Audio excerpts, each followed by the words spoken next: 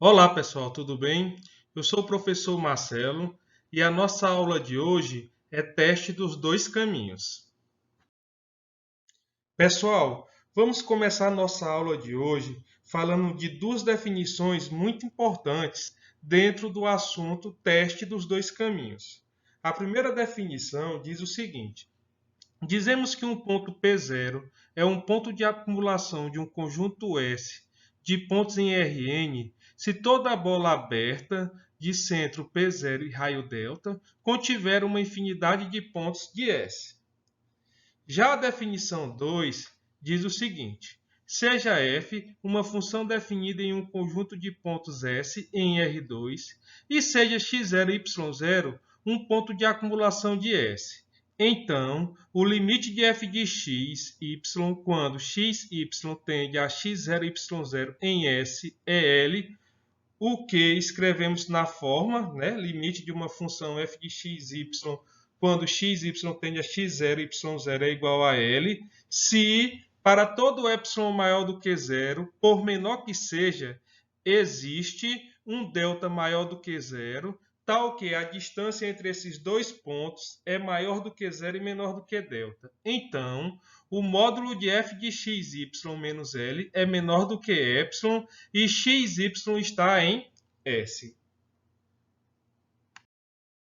Então, pessoal, visto, né, essas duas definições, vamos agora trabalhar com o seguinte teorema, certo? Onde ele diz o seguinte: suponha que a função f esteja definida para todos os pontos do disco aberto com centro em x0 e y0, exceto talvez o próprio x0 e y0. E o limite dessa função de duas variáveis quando x e y tende a x0 e y0 é igual a L. Então, se S for um conjunto qualquer em R2, tendo x0 e y0 como um ponto de acumulação, o limite dessa função de duas variáveis quando x e y tende a x0 e y0, ela existe e tem sempre o valor igual a L. Beleza, pessoal? Então, visto agora as duas definições e esse teorema, vamos demonstrar esse teoremazinho aqui da seguinte forma: como o limite dessa função f de duas variáveis quando x, y tende a x0 e y0 é igual a L, então, pela definição 2 que foi vista agora há pouco, para todo epsilon maior do que zero, vai existir um delta maior do que zero, tal que a distância entre esses dois pontos aqui é maior do que zero e menor do que delta. Então, o módulo dessa função de duas variáveis menos esse L é menor do que epsilon. Perceba que o estabelecido acima será verdadeiro se, além disso, você restringir x, y, certo, ao conjunto S, onde S é qualquer conjunto de pontos tendo x0 e y0 como um ponto de acumulação. Logo, pela definição 2 novamente, temos o quê? Que o limite dessa função, certo, está aqui de duas variáveis, quando x, y tem a x0 y0, ela realmente vai existir e ela vai ser igual a quem? Igual a L. Onde esse L não depende, certo, do conjunto S, através do qual x, y está tendendo a x0 e y0. Mostrando assim, pessoal, a demonstração desse teorema. Beleza? Já o teorema 2 diz o seguinte: se a função f tiver diferentes limites quando x e y tender a x0 e y0, através de dois conjuntos de pontos tendo x0 e y0 como um ponto de acumulação, então o limite dessa função f de duas variáveis quando x e y tende a x0 e y0, ele não existe.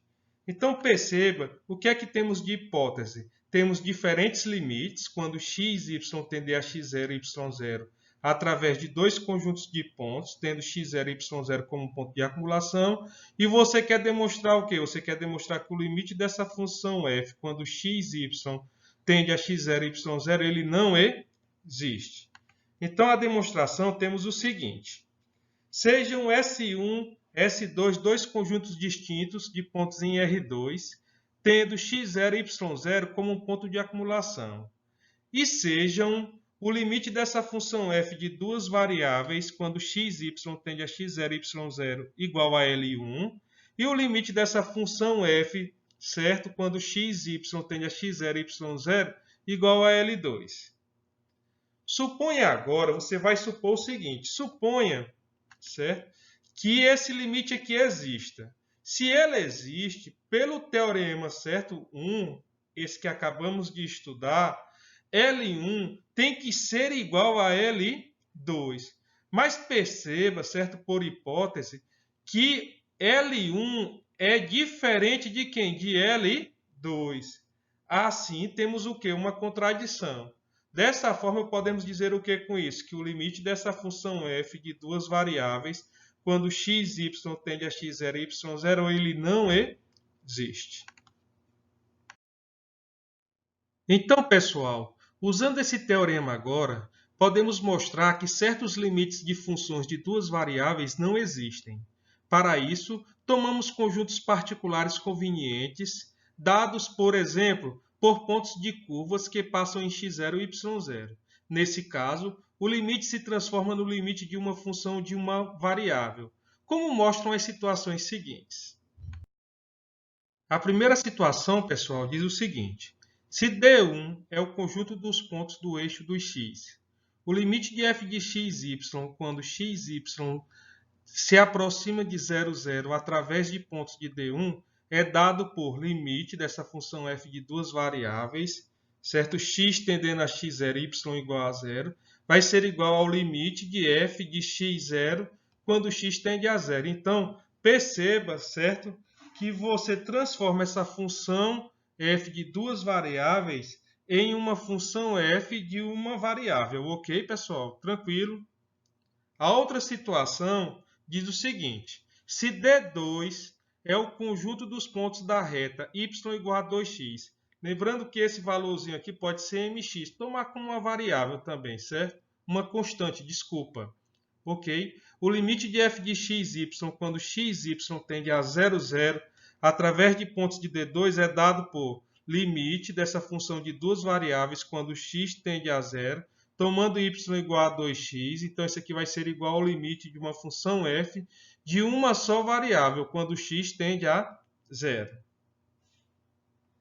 Já a terceira situação diz o seguinte: se D3 é o conjunto dos pontos do eixo positivo do y, ou seja, y tendendo a 0 pela direita, o limite de f de xy quando xy tende a 0, 0, através de pontos de D3, ela é dada da seguinte forma: o limite dessa função de duas variáveis, quando y tende a 0 pela direita, x igual a 0. Perceba que você transforma essa função f de duas variáveis em uma função de uma só variável, ou seja, o limite de f de 0y quando y tende a 0 pela direita.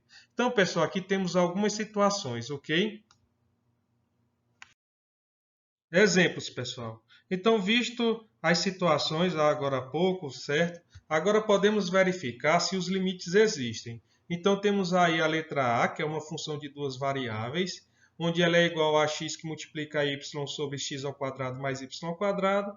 E temos a letra B, certo? Onde é uma função também de duas variáveis, que é igual a x elevado a 2, que multiplica y sobre x elevado a 4 mais y elevado ao quadrado, ok?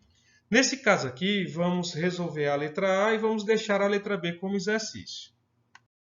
Então, pessoal, resolvendo aqui a letra A, temos o seguinte: a função ela está definida em todos os pontos de R2, exceto em 0, 0. Então, seja S1 o conjunto de todos os pontos do eixo x e S2 o conjunto de todos os pontos da reta y igual a x. Então, temos o seguinte: o limite dessa função f, xy, quando x tende a 0 e y igual a 0, isso aqui vai ser igual ao limite de f, y igual a 0, então fica limite de f de x 0 quando x tende a 0. Substituindo aqui nessa função de duas variáveis, isso aqui vai ser igual ao limite de 0 sobre quem? X ao quadrado mais 0. Resolvendo isso aqui, fica limite de 0 com x tendendo a 0. O limite da constante é a própria constante, ou seja, isso aqui é igual a 0. Verificando a outra situação, temos o seguinte: o limite, né, de f dessa função de duas variáveis, quando x agora tende a zero e y igual a x. Então, isso aqui vai ser igual ao limite de f de x, quando x tende a zero. Então, substituindo novamente nessa função de duas variáveis, isso aqui vai ser igual ao limite de x ao quadrado sobre x ao quadrado mais x ao quadrado. Resolvendo isso aqui, temos o limite de quem? De 1 sobre 2 quando x tende a zero. Da mesma forma, o limite da constante é a própria constante, então isso aqui é igual a 1 sobre 2. Então, perceba, certo? Que os limites eles são o quê? Diferentes. Se eles são diferentes, então eu digo o que com isso? Que o limite dessa função de duas variáveis, ela não existe. Ok, pessoal? Tudo tranquilo? Continuidade. Temos aqui a nossa definição. Ela diz o seguinte: uma função f de duas variáveis é contínua em um ponto P, certo? Pertencente ao domínio dessa função, se somente se o limite de f de xy, quando xy tende a esse ponto P, que no caso é x0, y0, ele for igual a quem? Ao f de x0, y0. Ou seja, se ela simplesmente atender a essas três condições, onde a primeira diz o seguinte: f é definida em x0 e y0. Já a segunda, o limite dessa função, quando x e y tende a p, ele tem que existir. E que o limite dessa função de duas variáveis, quando x e y tende a p, ela tem que ser igual ainda a quem? A f de x0 e y0. Beleza, pessoal? Alguma dúvida com relação a essa definição? Então, pessoal, visto a definição, certo? Temos aqui algumas propriedades da continuidade. Então, suponha que f e g sejam contínuas no ponto x0 e y0 e C uma constante. Então, a primeira delas diz o seguinte: as funções c vezes f mais g e f vezes g também serão contínuas em x0 e y0. Já a segunda diz o seguinte: se g de x0 e y0 é diferente de zero, então f sobre g também será contínuo em x0 e y0. E a terceira diz o seguinte: se h de z for uma função de uma variável que é contínua em z0 igual a h de x0 e y0, então a composta também será contínua em x0 e y0. Por fim, pessoal, temos aqui um teoremazinho, onde ele diz o seguinte: se f, certo, uma função de duas variáveis, for contínua em x0 e y0, então essa função de duas variáveis ela é limitada numa vizinhança deste ponto. Bem, pessoal, temos aí essas propriedades, certo? Esse teorema. Vamos deixar ele como exercício, certo? Como também alguns exemplos, certo? Que a gente vai estar fazendo nas nossas aulas, nos nossos encontros, beleza? Obrigado, pessoal. E assim a gente encerra a nossa aula de hoje.